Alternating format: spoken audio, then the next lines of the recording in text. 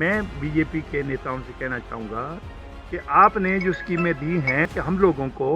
चाहिए ये कि हम ऐसी स्कीमों को प्राथमिकता में दें जो पूरी हो सके। पूर्व मंत्री और कांग्रेस के वरिष्ठ नेता रामलाल ठाकुर ने भाजपा प्रवक्ता रणधीर शर्मा को कड़ी नसीहत देते हुए कहा कि भाजपा केवल राजनीति कर रही है और जनता को गुमराह कर रही है। ठाकुर ने बताया कि मुख्यमंत्री द्वारा विधायक प्राथमिकता की योजनाओं पर सरकार हर साल एक बैठक आयोजित करती है, जिसमें विधायकों को अपनी प्राथमिकताओं पर चर्चा करने का मौका मिलता है। इस वर्ष भी यह बैठक रखी गई थी, लेकिन भाजपा ने इस बैठक का बहिष्कार किया। उन्होंने आरोप लगाया कि भाजपा के नेता राज्य की योजनाओं में अड़चन डालने का काम कर रहे हैं, केवल अपने राजनीतिक स्वार्थ के लिए। ठाकुर ने बताया कि कांग्रेस सरकार के समय विधायक प्राथमिकता की योजनाएं पूरी हुई, जबकि भाजपा के शासन में कई योजनाएं अधूरी रह गई, जिनकी वजह से वन मंत्रालय की मंजूरी जैसे अड़चनें आ रही थी। रामलाल ठाकुर ने भाजपा के प्रवक्ता रणधीर शर्मा पर गंभीर सवाल उठाए और कहा कि भाजपा सरकार खाल टिब्बा स्कीम को लागू क्यों नहीं कर पा रही है।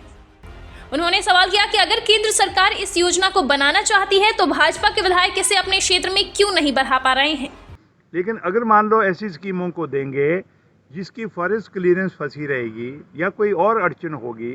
या लोगों की जो प्राइवेट लैंड है उस लैंड के ऊपर जो है वो लोग अगर मान लो ज़मीन न देते हों और उसके बाद अगर मान लो विधायक प्राथमिकता की स्कीमें अगर न बन रही हो तो उसमें मैं कहना चाहता हूँ सरकार उसकी दोषी नहीं है।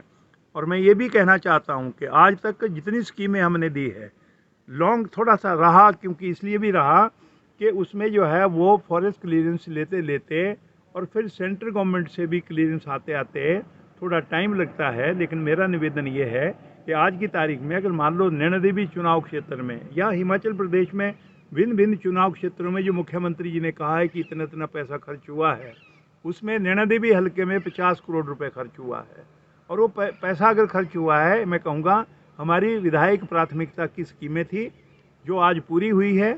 कांग्रेस के समय में पूरी हुई है, बीजेपी के समय में वो पूरी नहीं हो पाई थी क्योंकि वो फॉरेस्ट कंजर्वेशन एक्ट आड़ में आता था। इसलिए मैं कहना चाहता हूँ कि इस प्रकार की जो छोटी छोटी बातें हैं उनको प्रजातांत्रिक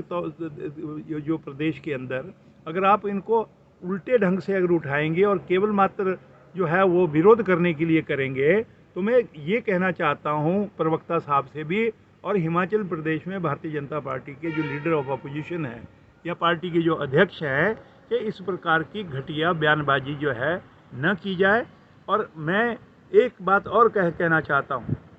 कि जो विधायक महोदय हमारे प्रवक्ता हैं प्रदेश के, मैं उनसे कहना चाहूँगा कि खाल टिब्बा तो उन्हीं के बिल्कुल बगल में है। खाल टिब्बा स्कीम को मैंने जो है वो विधायक प्राथमिकता में एक बार नहीं दो बार मैंने उसको रिपीट किया। लेकिन आज की तारीख में जब ये विधायक बने, जब इनकी भी सरकार थी, कारण क्या है कि उसके ऊपर जो है वो खाल टिब्बा की सड़क क्यों नहीं बन पाई। इसलिए मैं उनसे कहना चाहता हूँ कि कृपया करके खाल टिब्बा की स्कीम को बनवा लीजिए,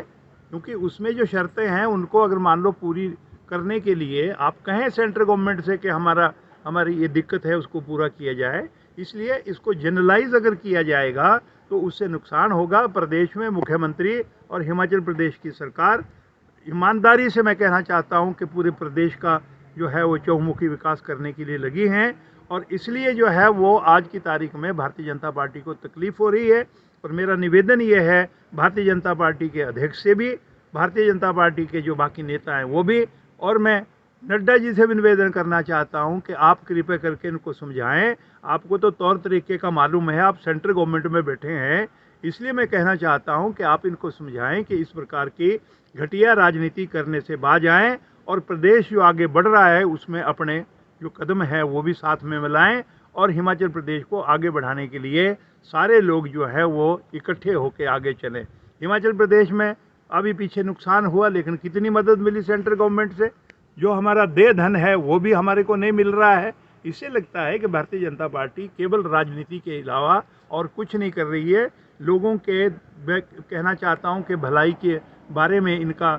दूर से भी कोई रिश्ता नहीं है और इस प्रकार से जो है वो लोगों को जो है वो मिसगाइड करने के लिए इस प्रकार की जो है वो घोषणाएं हो रही हैं। तो इसलिए मेरा निवेदन है कि कृपया करके भारतीय जनता पार्टी के नेता इन सारी बातों के बारे में सोचे, मनन करें और प्रदेश को आगे ले जाने के लिए जो है ना इकट्ठे होके जो है वो कदम बढ़ाएं।